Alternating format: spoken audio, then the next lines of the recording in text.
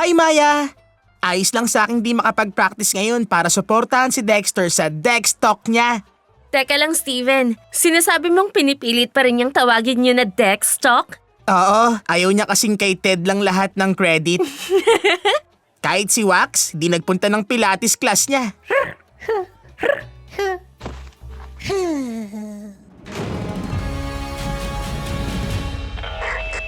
Hindi ako makakapunta.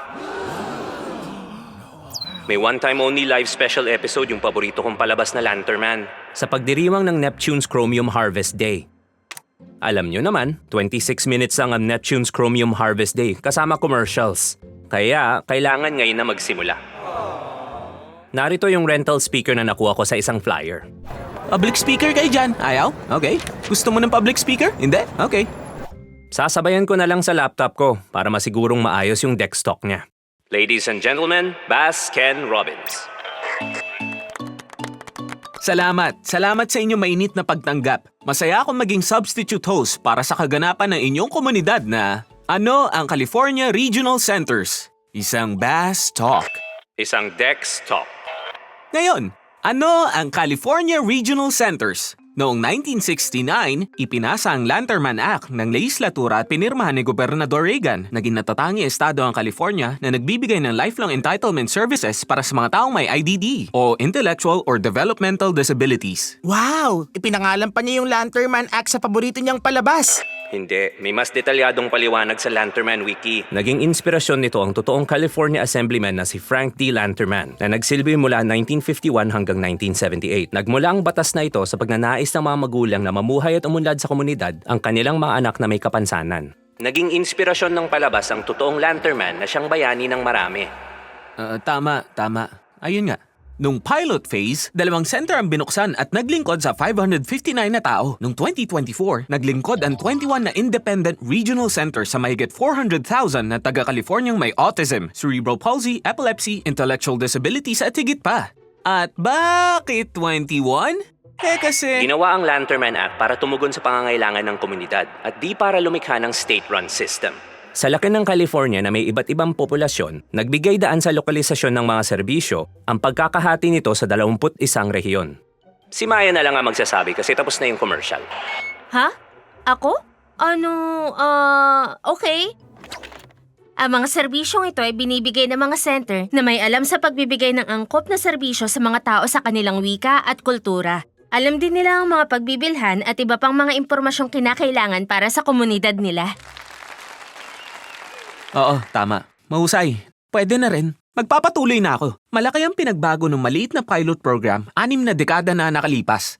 Kaya ngayon, nagsisilbi ang mga regional centers sa 100 na mga taga-California. At dahil napakalaki ng estado natin, yan ay talagang 1 sa 1,000 mga Amerikano. At may taunang budget na halos $15 billion. Gusto niyang pumalakpak kayo na malakas. Salamat. Maraming salamat. Ngayon, marami sa inyong narito dahil kayo o kamag-anak nyo ay may intellectual or developmental disability ay nalaman na ang regional centers ay makapagbibigay ng irrevocable at perpetual entitlement programs na may maraming support at professional services sa catchment area nyo na nagpapahalaga sa PCT nang walang onerous economic impact sa mga pamilya. Ibig sabihin, pag nasiguro na ang isang tao na naninirahan sa California ay nangangailangan ng mga serbisyo dahil sa kanilang developmental disability, mabibigyan sila ng panghabang buhay na suporta. Dinidisenyo ang suportang iyon base sa partikular na tao. Kaya, tinatawag ito na Person-Centered Thinking o PCT. Nakatutok ang PCT sa lahat bilang individual, hindi bilang diagnosis o grupo kung saan pare-pareho lang ang pagtrato. Nakita ko ang halaga nito. Nakatanggap ako ng suporta tulad ng natutunan ko na minsan iba yung intindi sa pagkakasabi ko sa gusto kong iparating. Nakapag-practice ako ng pakikinig at pagbabasa ng social cues at kung papaano tumugon ng tama kasama ang mga profesional. Ngayon, balik na tayo sa nahanap kong namimigay ng mga pamphlet sa kalsada. Salamat, Dexter. Sa introduction, walang magkakamali sa pagkakaintindi. Aha! Alam kong panunuya yung sinabi mo. Kita nyo? Gumagana yung supports ko. Sige, balik tayo sa sinasabi ko. Bigyan ko pa kayo ng halimbawa. Ang mga kaibigan ko sa audience ay mga walang katulad na may mithiin magtrabaho at mamuhay sa komunidad at sumali sa activities tulad ng sports, sining at iba pa mga gusto natin sa buhay. Gumagawa ang individual at ang kanyang planning team ng IPP o Individual Program Plan at nagbibigay ang Regional Center ng serbisyo base sa plan na yon. Tumutulong sila sa paghahanap ng trabaho, pagpopondo ng job coaching, pinadadali nila ang pamumuhay na mag-isa. May specialized therapies din tulad ng behavioral supports. Posibleng kasama rin dito ang transportasyon sa day services, paghanap sa maayos na living environment, at pagtulong sa paghahanap ng community-based social opportunities. Lahat to base sa mga pangangailangan at hilig na individual. Tama siya sa isang yon.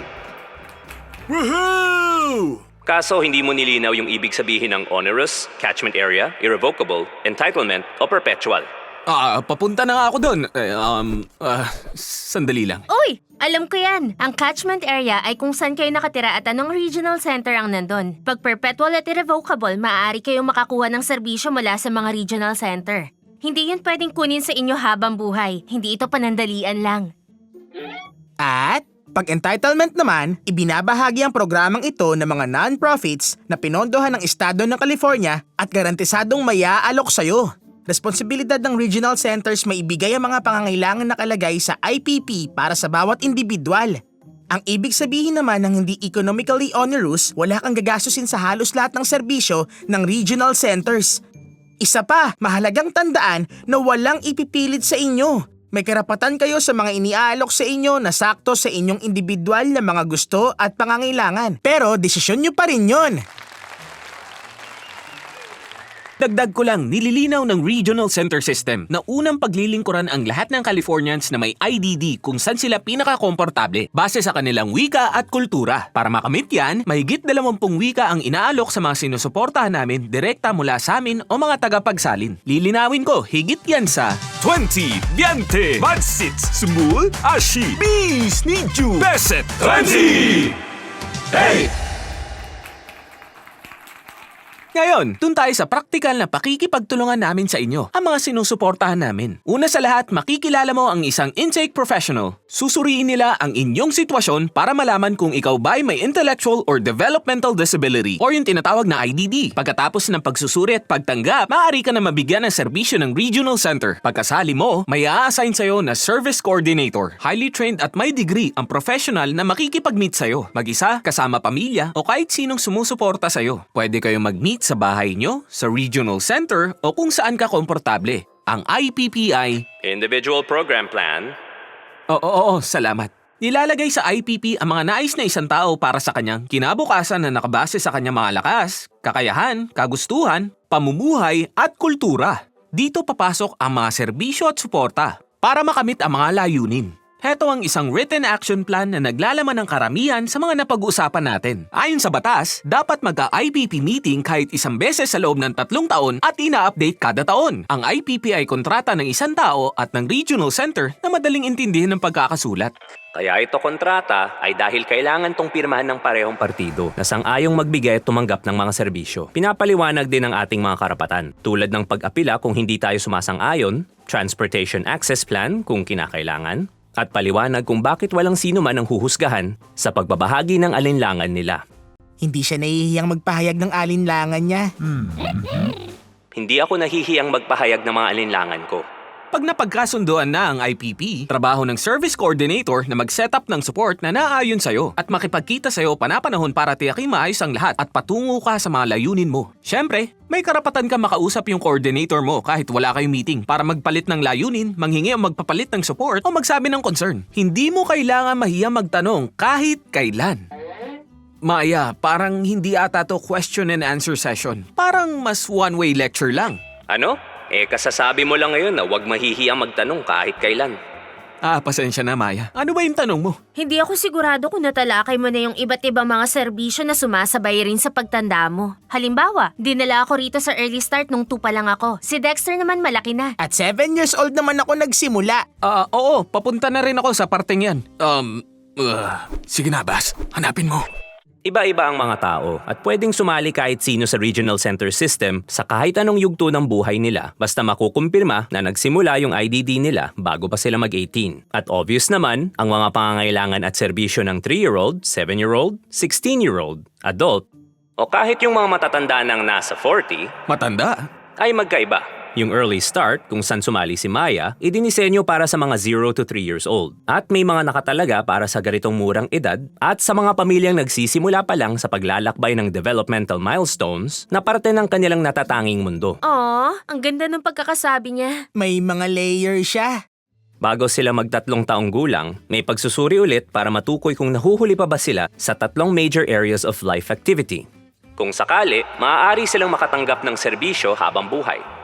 Responsibilidad ng regional centers at ng paaralan na matiyak na maayos ang paglipat sa educational system, na alam nilang ang mga bata ay may magandang early start. Sana napansin nyo yung pagkasabi ko nung salitang maganda. Bahala na. Binibigyan na ngayon ng serbisyo ng regional center at ng paaralan ang mga kwalipikadong bata, kaya Oras na ulit para sa Lunchaman! alis na ako.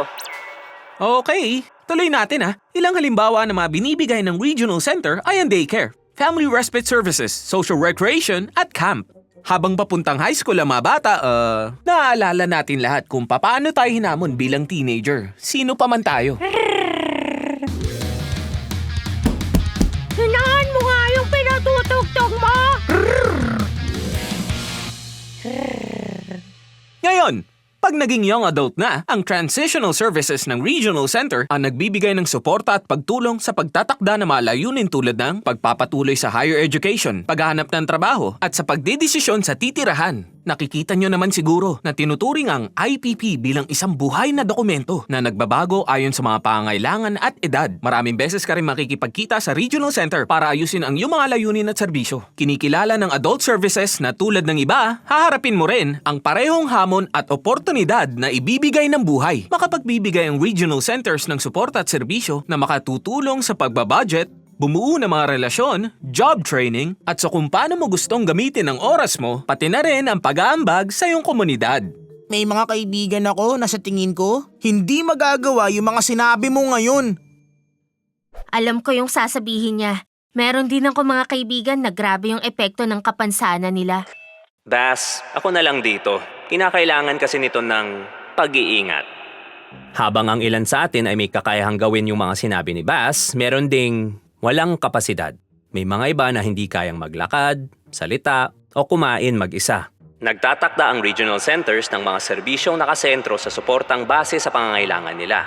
Nag-aalok ang day programs ng mga karanasang pwedeng magbigay ng saya sa marami. Tinitiyak naman ng specialized medical services ang iyong ginhawa at kaligtasan. Nagbibigay naman sa iyo at sa iyong pamilya ang crisis management at respite services ng mabilisang atensyon o pahinga kung kailangan. Nag-aalok din ang regional centers ng foster grandparent at senior companionship programs. Nagbibigay sila ng pag-aalaga kahit gaano ka pa katanda o gaano pang kahirap ang iyong mga kapansanan. Oo, pero paano pag yung mga magulang o pamilya hindi na kayang tumulong sa kanila? O kaya kung wala na sila. Kumusta kayo? Pasensya na kung nahuli ako, pero baka sakto lang din yung pagdating ko. Danny! Hi Dexter! Bilang service coordinator, pwede ba ako mag-ambag dito? Oo naman. Ang mga team sa Regional Center ay lubos na konektado sa alalahanin na ito ng mga taong sinusuportahan namin. Natural lang na isipin kung anong mangyayari sa mga mahal natin pag wala na sila.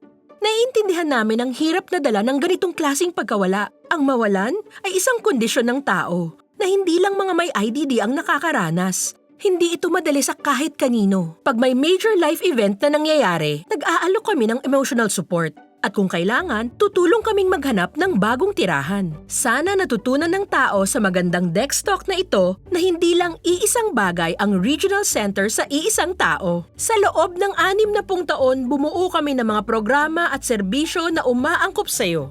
Sa iyong kalagayan at sa iyong mundo habang ito'y nagbabago. Maraming salamat, Danny. Napaka-importante at hirap ng paksang yan. Nandito na ako. Masaya akong ibahagi na naging matagumpay ang Neptune's Chromium Harvest Day kahit muntik nang magka-Blarkbots. At lahat ng yan, sa loob ng 26 minutes kasama mga commercial. Nagawang tapusin pala ni Bass yung desktop. Ngayon, obligado na siya, nais niyang tumanggap ng mga katanungan mula sa madla.